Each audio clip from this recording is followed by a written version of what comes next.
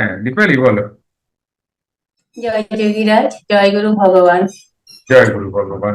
কপিল সম্বন্ধে আবার একটু জিজ্ঞেস করবো। সেদিন তো আপনি বলেছিলেন, আমি বুঝতে পেরেছি কপিন জিনিসটা কি, আর কপিনটা কেন করা হয় সেটা বুঝতে পেরেছি, কিন্তু এটা কারা করে? সন্ন্যাসীরা।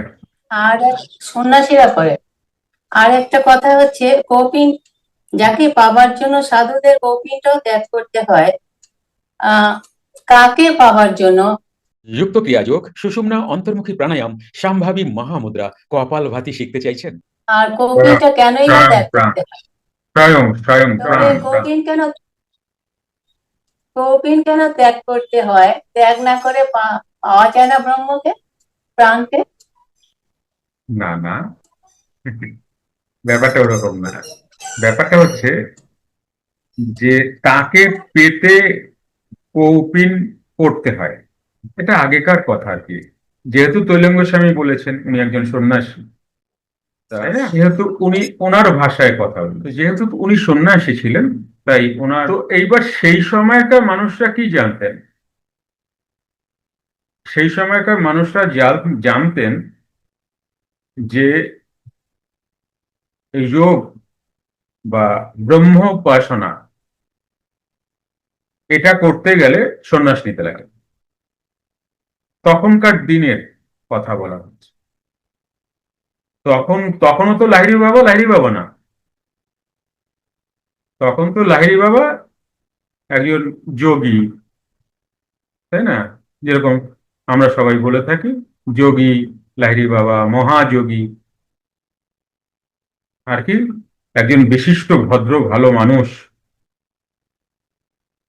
তাই না? একজন মহান যোগী, আমরা এখনো বলি লাহিড়ী বাবাকে। লাহিড়ী বাবার মতো যোগী হয় না, তাই ওনার নাম যোগীরাজ। এ হচ্ছে লাহিড়ী বাবার পরিচয় মানুষের কাছে, এখনকার এখনকার মানুষের কাছে। তো এইবার তাহলে সে সময় তো আমাদের গৃহীর ভগবান আসেননি। গৃহীর ভগবান তার কাজ নিয়ে ব্যস্ত। তো তৈলঙ্গ স্বামী সেই কারণে এই কথাটা বলেছিলেন যে যাহাকে পাইবার জন্য সন্ন্যাসীদের কৌপিনও ত্যাগ করতে হয়। কৌপিন ত্যাগ করতে হয় মানে সাধনা স্তরে গিয়ে তারা দেহবোধ থাকে না, তাই না? তো যে কারণে এই কথা বলা হয়েছে। কিন্তু আমাদের লাহিড়ী বাবার তো, উনি তো সন্ন্যাসীও নন, উনি তো গৃহী, তাই না? আর ওনার তো কৌপিন ছিল না। উনি ইনার গার্মেন্টস পরতেন কিন্তু কৌপিন না। কৌপিন সন্ন্যাসীদের কালচার, গৃহীদের নয়। বোঝা গেল? আর কিছু দীপালি বলবা? এই যে আমার মা প্রভু, মা আর প্রভু, এনারা কৌপিন ধারণ করতেন। ছবি দেখেছিলেন না, গেরুয়া পোশাকে ওনারা উভয়ই কৌপিন ধারণ করতেন। তখন জানতে পারলাম যে মহিলা যোগীরাও কৌপিন ধারণ করেন, আগে জানিনি। কারণ আগে তো মহিলা যোগীর সাথে সবই পুরুষ যোগীর সাথে দেখা শোনা, তারা একা একাই সাধনা করে। যে নাগা সন্ন্যাসী বলো আর যা যেমন যেমন বলো, অনেক সন্ন্যাসী আমার বাড়িতেও আসতেন, আমাদের বাড়িতে খেতেন। সব পাকে খেতেন না, আমরা আমাদের হাতেরটা খেতেন। কেন তাদের ব্যাপার। স্নান করার পরে গায়ে সব ভস্য টস্য, দশা, মানে বিরাট শরীর।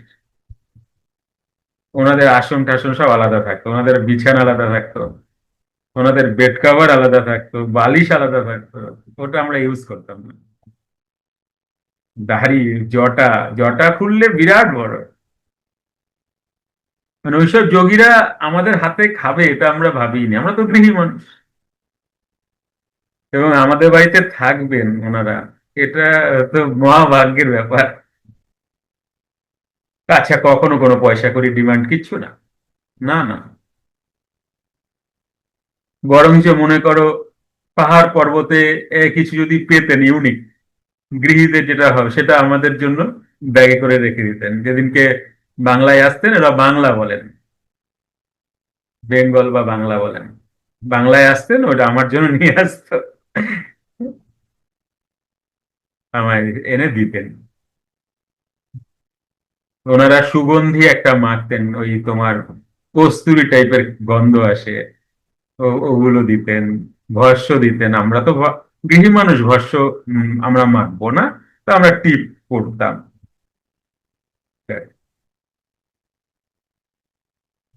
দারুণ সেন্ট, দারুণ গন্ধ। ওরকম গন্ধ আমি সচরাচর পাইনি। অসাধারণ। আজও আহ কোনো কোনো না কোনো ধূপকাঠি থেকে বহু হঠাৎ চলে আসে গন্ধটা। তার মনে পড়ে যায় নাগা বাবার কথা। অনেক বাবাই আসতে আমাদের বাড়িতে, তাদের বাসন কোসন আলাদা, সব আলাদা।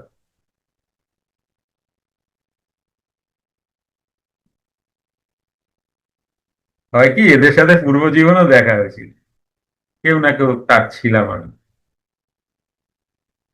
যে কারণে এবারও দেখা হয়ে গেল। কুম্ভ কুম্ভ বা এদিকে কোনো অনুষ্ঠানে যদি হয় তখন ওনারা আসতেন। মানে চোখে তো আমরা কেউ শিব দেখি নাই, ওটা শিবের মতো এক একজন, কি হাইট, বাপরে। কেউ হাতে ত্রিশূল থাকতো, তবে ম্যাক্সিমাম আমি দণ্ড দেখেছি। তখন তো আর অনেক ছোট, তখন কত হবে, 16, 17, 15, 16 এরকম আমার বয়স। তখন আর অত প্রশ্ন এইভাবে ছিল না। আমি তো তখন মহাপ্রভুর দাস, আমি তো যোগী নই, যোগ আমার পছন্দ না তখন। দেখো জীবনে কেমন হয়, প্রথমে শুরু করলাম যোগ দিয়ে, তারপরে চলে গেলাম ভক্তিতে। যখন এনাদের সাথে দেখা হলো, এনারা এসে বারবার আমাকে ট্রিগার করছেন যে তুমি যোগের পথে যাও। এ তো বুঝিনি। আচ্ছা, এনারা কেউ আমাকে দীক্ষাও দেবেন না। প্রথম কথা, আমি গৃহী, আমি তো সন্ন্যাস নেব না, তাই না? তখনও সেন্স আসেনি সন্ন্যাস না। সন্ন্যাস নেওয়ার কথা আসলো 17, 18 এরকম, মনে পড়ে। এদিক ওদিক হবে, একটু এদিক ওদিক। আমি না অত ওই পারফেক্ট ডেট ফেট মনে রাখতে পারি না, সাল মনে রাখি না আর কি, রাখতে চাইও না। আমি কোনোদিনও ঘড়ি পরি নাই, হয় না, রিস্ট ওয়াচ। আমার কি ইয়ে ছিল, সময় আবার কি, সময় অনুসারে চলা নাই, বেপরোয়া চলা।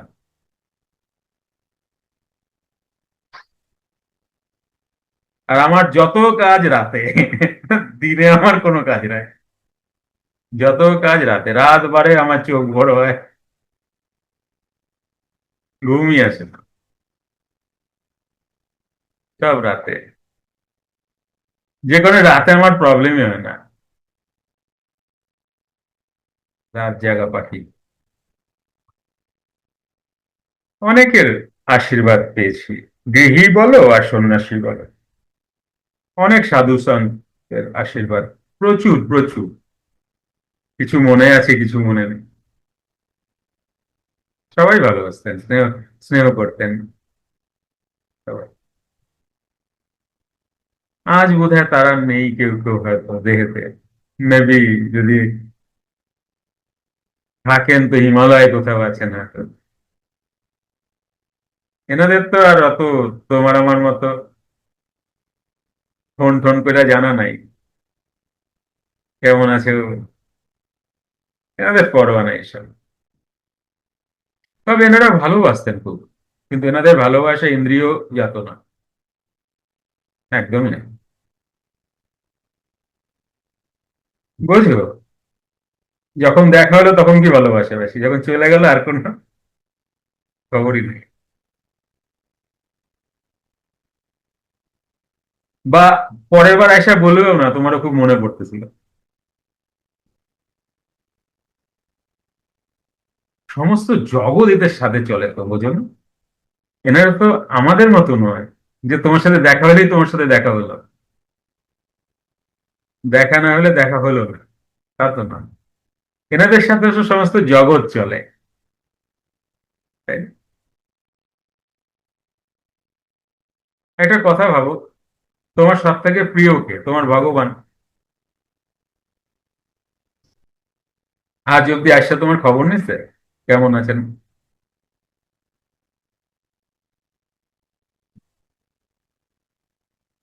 এই যে আমরা এত ভগবান ভগবান করি, এত বাড়িতে পূজা অর্চনা করি, সারা দিন বিপদে আপদে তাকে ডাকি, সে হেল্পও করেন, অনুভব করি, ধরো সে অনুভবও করি যে তিনি আমাকে হেল্প করেছেন, কিন্তু কোনদিন এসে তোমার খবর নিছে? তুমি জন্ম থেকে দেখার পর থেকে আজ অব্দি তারা মাইনে আসছে, তাই না?